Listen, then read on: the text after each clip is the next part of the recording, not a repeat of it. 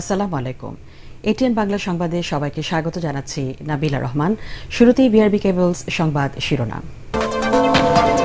শুল্ক নীতি পুনর্বিবেচনায় ৪৮ ঘণ্টার মধ্যে মার্কিন প্রেসিডেন্টকে চিঠি দেবেন প্রধান উপদেষ্টা। যুক্তরাষ্ট্র থেকে পণ্য ও সেবা আমদানি বাড়াবে বাংলাদেশ, অর্থ উপদেষ্টা। জুলাই গণহত্যার ২ মামলার আনুষ্ঠানিক অভিযোগ দাখিল এ মাসে, ব্রিফিংয়ে চিফ প্রসিকিউটর। বিচারের গতি বাড়াতে গঠন করা হবে দ্বিতীয় ট্রাইব্যুনাল।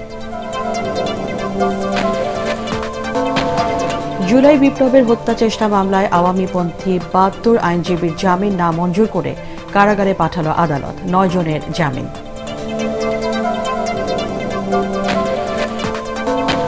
এবং আঞ্চলিক সম্প্রীতি বজায় রাখতে ভারতের মুসলিম ওয়াকফ সংশোধন আইন পুনর্বিবেচনা করতে দেশটির প্রতি বিএনপির আহ্বান, সাম্প্রদায়িক সম্প্রীতি বিনষ্টের আশঙ্কা। শুনছিলেন বিআরবি কেবলস সংবাদ শিরোনাম, এবার বিস্তারিত। মার্কিন শুল্কনীতি বিষয়ে আগামী ৪৮ ঘণ্টার মধ্যে দেশটির প্রেসিডেন্ট ডোনাল্ড ট্রাম্পকে চিঠি দেবেন প্রধান উপদেষ্টা ড মোহাম্মদ ইউনূস। অর্থ উপদেষ্টা ও ব্যবসায়ীদের সাথে সংবাদ সম্মেলন শেষে এ কথা জানান প্রেস সচিব শফিকুল আলম। বাংলাদেশ যুক্তরাষ্ট্র থেকে পণ্য ও সেবা আমদানি বাড়াবে বলে জানিয়েছেন অর্থ উপদেষ্টা ড সালেউদ্দিন আহমেদ। অন্যদিকে ঝুঁকি নয়, বরং আমদানি বাড়ানোর মাধ্যমে মার্কিন বাজারে বাণিজ্যিক সম্ভাবনা দেখছেন ব্যবসায়ী ও বিশেষজ্ঞরা। তরিক ইসলামের রিপোর্ট। মার্কিন শুল্ক নীতি নিয়ে করণীয় ঠিক করতেই ব্যস্ত সময় পার করছেন অন্তর্বর্তীকালীন সরকার। ঈদের পর প্রথম কর্মদিবসে সচিবালয়ে অর্থ উপদেষ্টার সাথে বৈঠকে বসেন উপদেষ্টা, ব্যবসায়িক প্রতিনিধি ও বিশেষজ্ঞরা। বৈঠক শেষে সংবাদ সম্মেলনে অর্থ উপদেষ্টা বলেন, দুদেশের বাণিজ্যিক সম্পর্ক ঠিক রেখেই করণীয় ঠিক করা হবে। নতুন বাণিজ্যিক সম্ভাবনা বাড়বে বলেও জানান উপদেষ্টারা। অফিসিয়াল রেগুলেটরি অনেক রকম সুবিধা অসুবিধা থাকে, সেইগুলি যাতে কোনো আমেরিকান ব্যবসায়ী যদি এগুলির সম্মুখীন যেন না হয়, এইগুলিকে আমরা যত শীঘ্র সম্ভব এখানে রেশনালাইজ করব, এটাকে আরো স্মুথ করব, যাতে দুই দেশের বাণিজ্যে আরো প্রসার লাভ করে। নন ট্যারিফ ব্যারিয়ারের যে প্রতিবন্ধকতাগুলো রয়েছে, যেগুলো আমাদের বাণিজ্যের জন্য সহায়ক, আমরা সেইগুলোকে রোহিত করা বা পুনর্মূল্যায়ন করার একটা পদক্ষেপগুলো নিচ্ছি এবং আমরা সেই অনুযায়ী যুক্তরাষ্ট্রের সাথে সম্মত।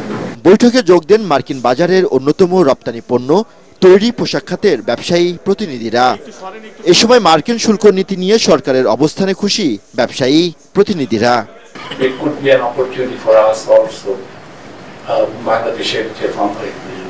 আমরা প্রাইভেট সেক্টর থেকে আমরা অত্যন্ত কনফিডেন্ট, লেভেল প্লেইং ফিল্ড থাকলে আমরা পারবো, আমরা পেরেছি, আমরা পারবো। ওই লেভেল প্লেইং ফিল্ডটা তৈরি করার দায়িত্ব হচ্ছে সরকারের। আগামী 2 দিনের মধ্যে মার্কিন প্রশাসনকে চিঠি পাঠানো হবে বলেও জানান প্রধান উপদেষ্টার প্রেস সচিব শফিকুল আলম। দুইটা চিঠি আগামী 48 ঘন্টার মধ্যে যাবে।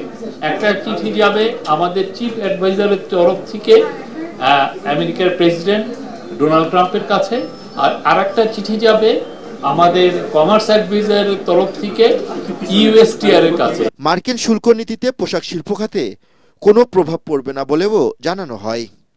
তরিক ইসলাম, এটিএন বাংলা, ঢাকা। বাংলাদেশের অর্থনীতি স্থিতিশীল বলে জানিয়েছে আন্তর্জাতিক দাতা সংস্থা IMF। ঋণের ৪র্থ ও ৫ম কিস্তির অর্থ পাওয়ার বিষয়ে আশাবাদী সরকার। সচিবালয়ে IMF এর প্রতিনিধি দলের সাথে বৈঠক শেষে এ তথ্য জানান অর্থ উপদেষ্টা ড সালেউদ্দিন আহমেদ।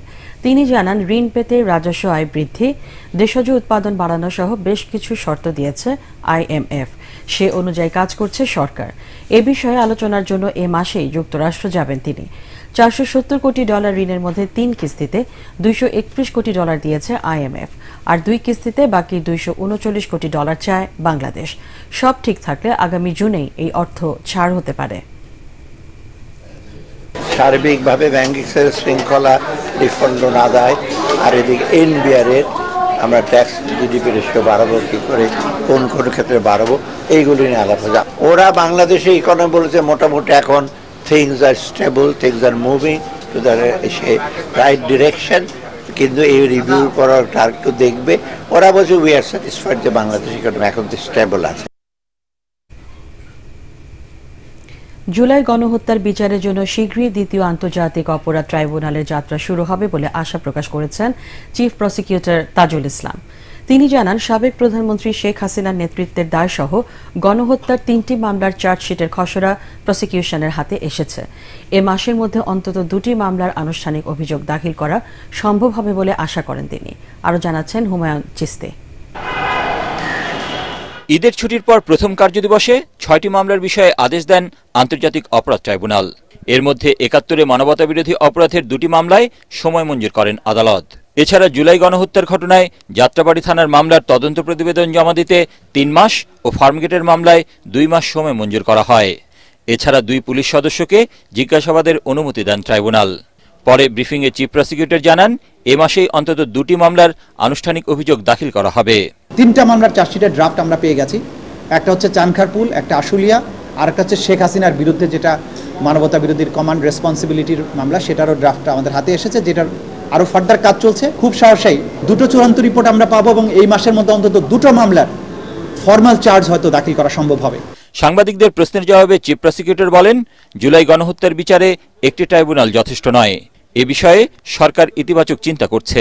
আপনার মামলার যে ভলিউম, অপরাধের যে বিস্তৃতি, এইটা বিবেচনা করে ট্রাইব্যুনালের সংখ্যা বৃদ্ধি করা যেতে পারে। ট্রাইব্যুনাল একটা অবশ্যই যথেষ্ট নয়, এখানে আরও ট্রাইব্যুনাল হওয়া উচিত এবং সরকারও সেই ব্যাপারে ইতিবাচক চিন্তাভাবনা করেছেন।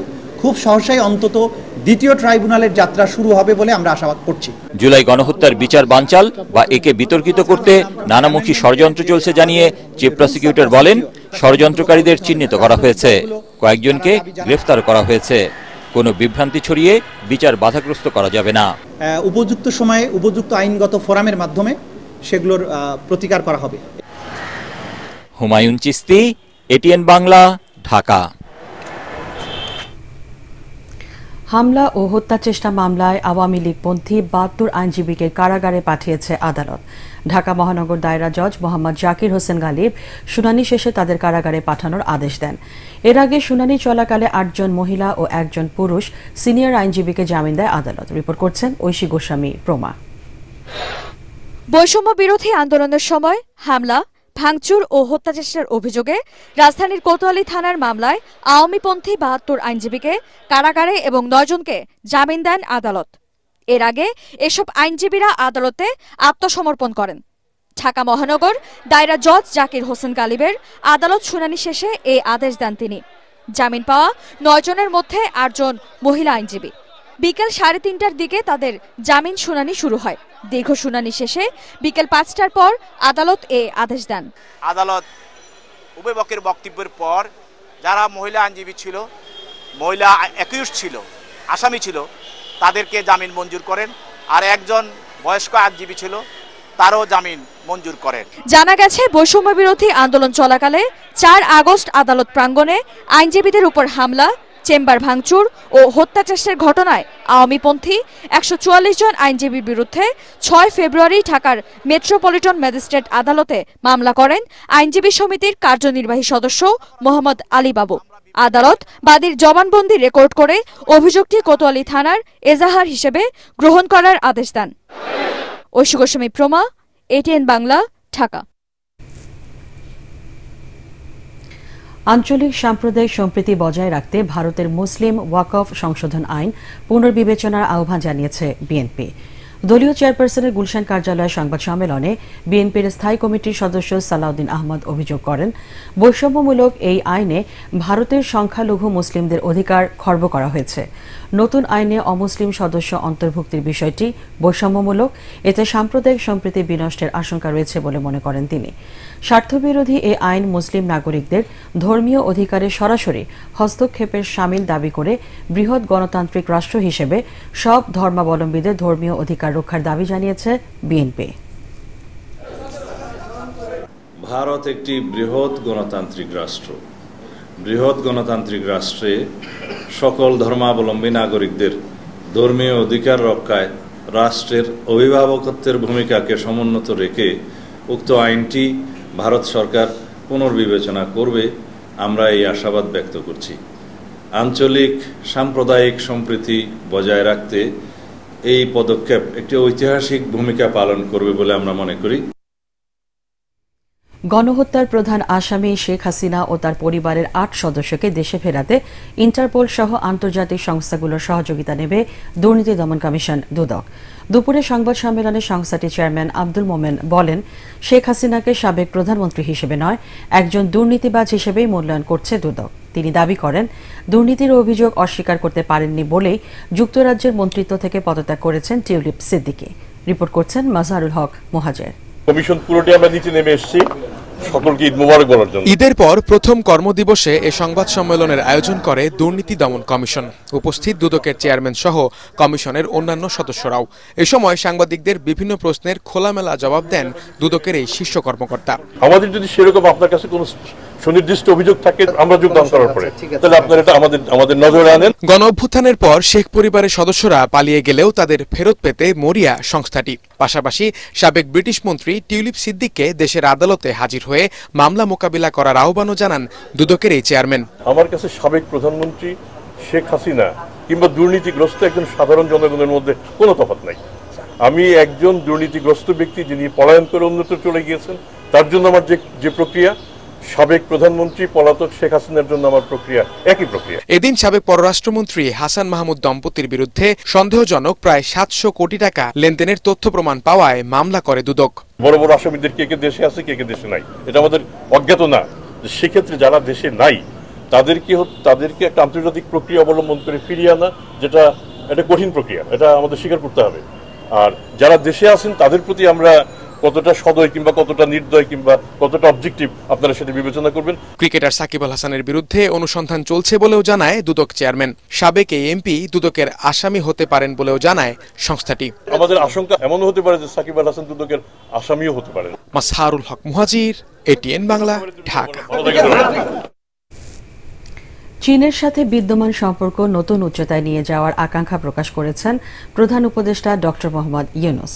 এতে বাংলাদেশ সহ এ অঞ্চলের ভূমি পরিবেষ্টিত দেশগুলো উপকৃত হবে বলে মনে করেন তিনি।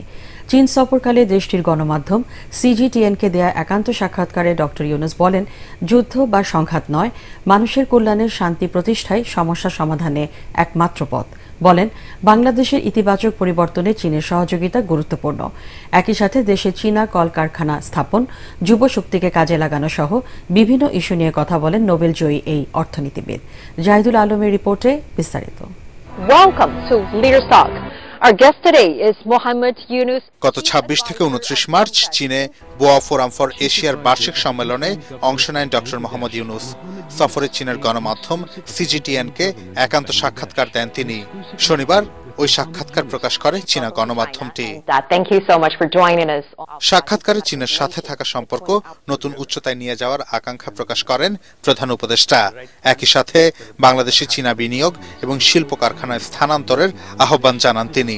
বাংলাদেশের যুব সম্প্রদায়কে কাজে লাগিয়ে দক্ষ জনশক্তিতে রূপান্তর করতে চীনের সহযোগিতা প্রত্যাশা করেন ডক্টর ইউনূস। আমাদের লাখ লাখ মেধাবী তরুণ যুবক রয়েছে যারা নতুন নতুন প্রযুক্তি সম্পর্কে জানতে ও শিখতে আগ্রহী।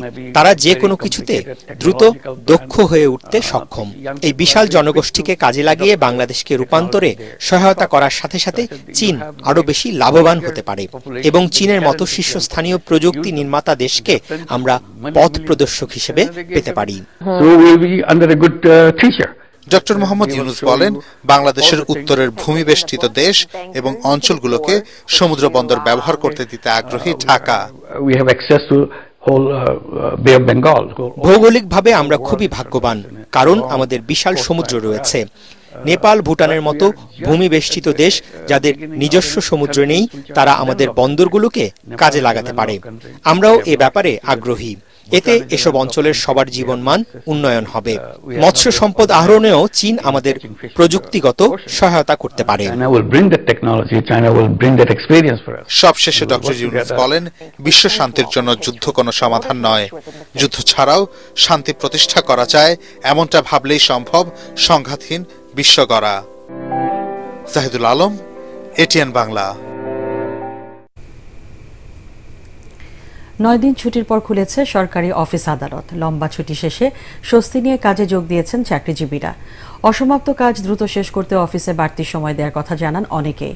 ভোগান্তি ছাড়াই ঈদ উদযাপনে সরকারের পক্ষে ইতিবাচক বার্তা গেছে বলে মনে করছেন পরিবেশ উপদেষ্টা সৈয়দা রিজওয়ানা হাসান। ভবিষ্যতেও এর ধারাবাহিকতা ধরে রাখার কথা জানান তিনি। এদিকে চিরচেনা রূপে ফিরতে শুরু করেছে রাজধানী ঢাকা। ঈদের লম্বা ছুটি শেষে জীবিকার তাগিদে ব্যস্ত এই নগরীতে দলে দলে ফিরছে মানুষ। ঢাকার রেল স্টেশন এবং বাস টার্মিনালগুলোতে সকাল থেকেই দেখা যায় ফিরতি যাত্রীদের চাপ। আসনে প্রায় দ্বিগুণ যাত্রী থাকায় দুর্ভোগ পোহাতে হয়েছে ট্রেনে। সড়ক পথে স্বস্তি থাকলেও দূরপাল্লার কোথাও কোথাও যানবাহনের চাপ থাকায় যানজটের সৃষ্টি হয়।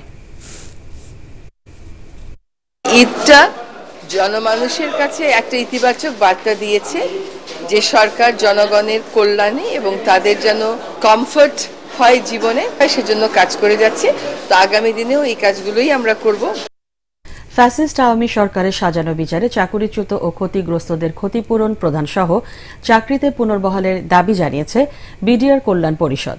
কেন্দ্রীয় শহীদ মিনারে অবস্থান কর্মসূচিতে 2 দফা দাবি জানান তারা। বলেন, অন্যায়ভাবে সাজাপ্রাপ্ত 18,519 জন বিডিআর সদস্যকে চাকরিতে ফেরত নিতে হবে। একই সাথে বিডিআর হত্যাকাণ্ডে গঠিত তদন্ত কমিশনকে স্বাধীন ও নিরপেক্ষভাবে কাজ করার সুযোগ দিতে হবে।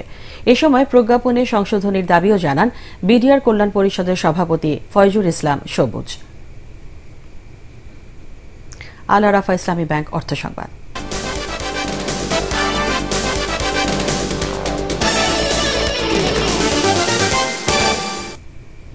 চল্লিশ দেশের বিনিয়োগকারীদের নিয়ে আগামীকাল শুরু হতে যাচ্ছে ইনভেস্টমেন্ট সামিট। বাংলাদেশ সম্পর্কে বিশ্বের যে নেতিবাচক ধারণা রয়েছে তা পরিবর্তন করা এই সম্মেলনের মূল লক্ষ্য বলে জানিয়েছেন বিডিআর নির্বাহী চেয়ারম্যান চৌধুরী আশিক মাহমুদ। রাজধানীর ফরেন সার্ভিস একাডেমিতে এক ব্রিফিংয়ে তিনি বলেন, গণ অভ্যুত্থান পরবর্তী নতুন বাংলাদেশ এবং 2035 সালের বাংলাদেশের সম্ভাব্য চিত্র বিনিয়োগকারীদের কাছে তুলে ধরা হবে। তিনি আরও জানান, বড় বড় উদ্যোক্তাদের সাথে ব্যক্তিগতভাবে বৈঠক করবেন প্রধান উপদেষ্টা। আমরা যে ডিপ সি পোর্টের কথা বলছি, আমরা বে টার্মিনালের কথা বলছি, আমরা একটা রোড নেটওয়ার্কের কথা বলছি, এই সব জিনিসগুলো আমরা আসলে কিভাবে ওই প্ল্যানটাতে ফিট ইন করবো এবং ওনারা যদি এখন থেকে বিনিয়োগের কথা চিন্তা করেন আগামী 5-10 বছর পরে গিয়ে ওনারা কীরকম বাংলাদেশকে পাবেন, কি ইনভেস্টমেন্ট ক্লাইমেট পাবেন, সেটাকে আমরা পোর্ট্রে করার চেষ্টা করি। এবার পারটেক্স খেলার খবর।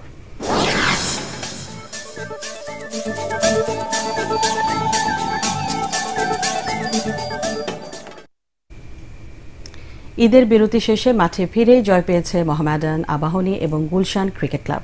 মিরপুর শেরেবাংলা স্টেডিয়ামে প্রাইম ব্যাংক ক্রিকেট ক্লাবকে 5 উইকেটে হারিয়েছে মোহামেডান। প্রথমে ব্যাট করে মোহামেডানের বোলিং তোপে মাত্র 174 রানেই অল আউট হয় প্রাইম ব্যাংক। মোহামেডানের তাইজুল ইসলাম 5 রানে 4 উইকেট নিয়ে প্রতিপক্ষের ধস নামান। জবাবে মেহেদী হাসান মিরাজের 67 এবং তাওহিদ হৃদয়ের 57 রানে ভর করে 5 উইকেটে 177 রান তুলে 120 বল বাকি থাকতেই জয় পায় মোহামেডান। বিকেএসপির 3 নম্বর মাঠে শাইনপুকুর ক্রিকেট ক্লাবকে 10 উইকেটে পরাজিত করেছে আবাহনী। প্রথমে ব্যাট করে মাত্র 88 রানে অল আউট হয় শাইনপুকুর। জবাবে পারভেজ হোসেন ইমনের 23 বলে 61 রানের ঝড়ে বিনা উইকেটে 89 তুলে জয় পায় আবাহনী। অন্য ম্যাচে ধানমন্ডি স্পোর্টস ক্লাবকে 2 উইকেটে হারিয়েছে গুলশান ক্রিকেট ক্লাব। শেষ করার আগে বিআরবি কেবলস সংবাদ শিরোনাম জানিয়ে দিচ্ছি আরেকবার। শুল্ক নীতি পুনর্বিবেচনায় 48 ঘণ্টার মধ্যে মার্কিন প্রেসিডেন্টকে চিঠি দেবেন প্রধান উপদেষ্টা। যুক্তরাষ্ট্র থেকে পণ্য ও সেবা আমদানি বাড়াবে বাংলাদেশ, অর্থ উপদেষ্টা। জুলাই গণহত্যার 2 মামলার আনুষ্ঠানিক অভিযোগ দাখিল এ মাসেই। ব্রিফিংয়ে চিফ প্রসিকিউটর। বিচারের গতি বাড়াতে গঠন করা হবে দ্বিতীয় ট্রাইব্যুনাল। জুলাই বিপ্লবের হত্যা চেষ্টা মামলায় আওয়ামীপন্থী 72 আইনজীবীর জামিন নামঞ্জুর করে কারাগারে পাঠালো আদালত। 9 জনের জামিন।